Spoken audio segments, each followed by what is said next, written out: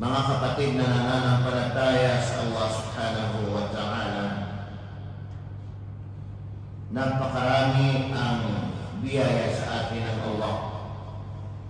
Biyaya ng Allah subhanahu wa ta'ala sa lahat ng kanyang mga alipin, na kung bibilangin natin ito mga kapatid ay hindi natin kayang bilangin. Walang sino man sa atin na makakayang magbilang sa mga biyaya na ibinigay sa kanya ng Allah subhanahu wa ta'ala. Maliit man ito o malaki. Dahil dito ay nararapat lamang sa atin ng magpasalamat sa Allah subhanahu wa ta'ala sa anumang panahon, sa anumang pagkakataon. At sa ating pagpapasalamat sa Allah subhanahu wa ta'ala, dapat ay maraming pagpapasalamat. Subalit kahit na kunting pagpapasalamat natin sa Allah subhanahu wa ta'ala ay patuloy pa rin ang biyaya na ibinibigay niya. Bagkus ang taong magpasalamat sa kanya ay pagkakaluban pa niya ng maraming biyaya o maraming gantimpala. Saan natin ito matatagpuan mga kapatid na nananampalataya sa Allah subhanahu wa ta'ala, na kahit nakakarampot na aming pasasalamat ay tuloy-tuloy ang biyaya na ibinibigay sa atin ng Allah, bagkus dadagdagan pa ito ng Allah subhanahu wa ta'ala.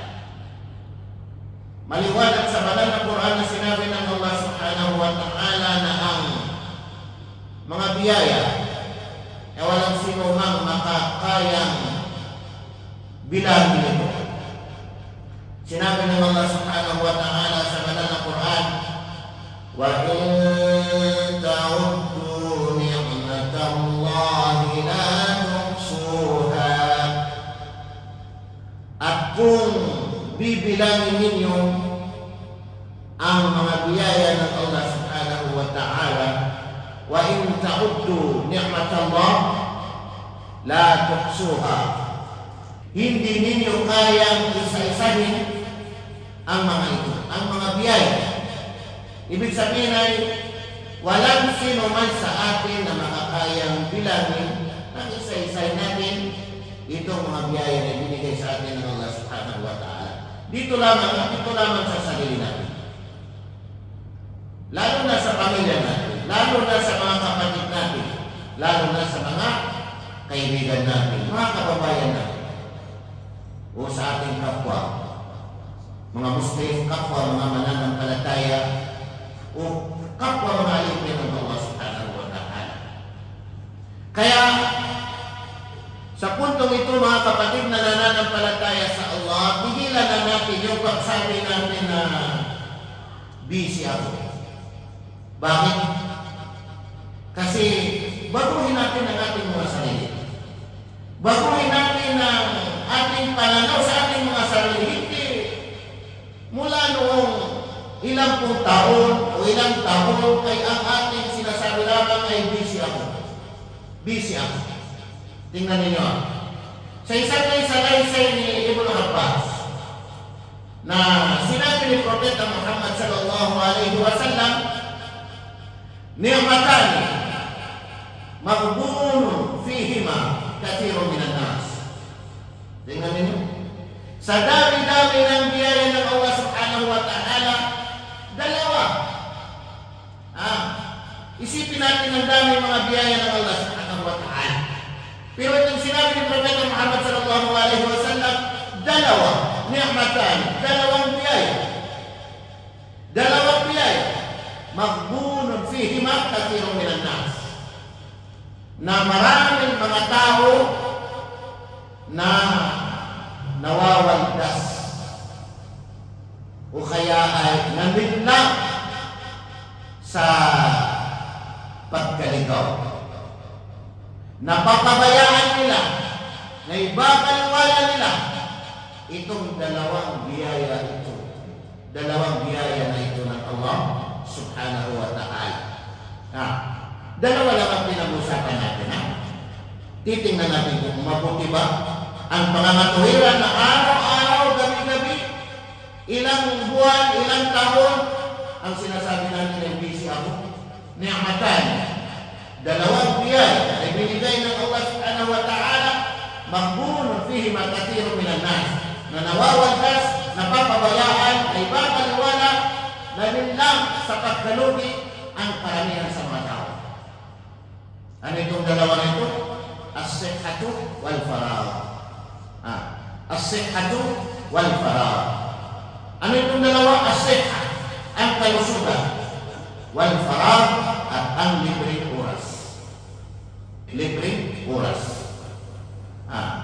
As-sihha, ang kalusugan, at ang libreng oras.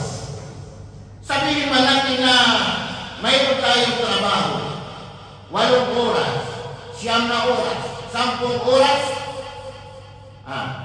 pero mayroon din tayong mga oras na wala tayong trabaho, wala tayong ginagawa. Yan ang tinuturo. Dalawang bagay na biyaya ng Allah, as-sihha, ang kalusugan. Alhamdulillah. Kaya natin lumakad, kaya natin tumakbo, kaya natin mag-basketball. Mayroon tayong mga asawa, alhamdulillah. Biyaya na binigay ng Allah subhanahu wa ta'ala ang ating lakas, ang ating kalusugan, wal faragh, at ang free time, yung libreng oras. Yung mayroon tayong bakating oras. Ngayon, sasabihin mo na busy ako. Busy ako. Ang pinag-usapan dito yung libreng oras. Yung mayroon kang bakating oras. O, busy ka sa trabaho. Ilang oras ang trabaho mo? 8 oras? 9 na oras? 10 oras? Yung mga natitirang oras. Wala ka ng bakante dyan. Hindi pwede mangyayari. Wala kang bakante. Napakaraming oras na napakaraming bakante. Nanunod ka ng Facebook, nanunod ka ng YouTube, nagkukwentuhan ka, kung ano-ano mga pinagagawa. Ito yung huwag natin hayaan na mawala. Huwag natin hayaan na tayo ay malugi sa dalawang bagay na ito. I-grab natin itong pagkakataon na ito. Kasi ang tao gusto niya gumawa. Gusto niya gumawa. Hindi niya magawa kasi kung bakit? Dahil mahina ang kanyang kalusugan. Either na minsan, hindi niya magawa dahil mahina ang kanyang kalusugan, o kaya malakas naman ang kanyang kalusugan, pero ibig sabihin wala siyang panahon. Pero sinasamantala natin yung panahon ay binigay ng Allah subhanahu wa ta'ala, malakas pa ang ating kalusugan. Kaya pa natin tumayo, kaya pa natin umupo, alhamdulillah, napakalaking bagay, napakalaking biyaya na binigay sa atin ng Allah subhanahu wa ta'ala. Ang oras na binigay sa atin ng Allah, alhamdulillah.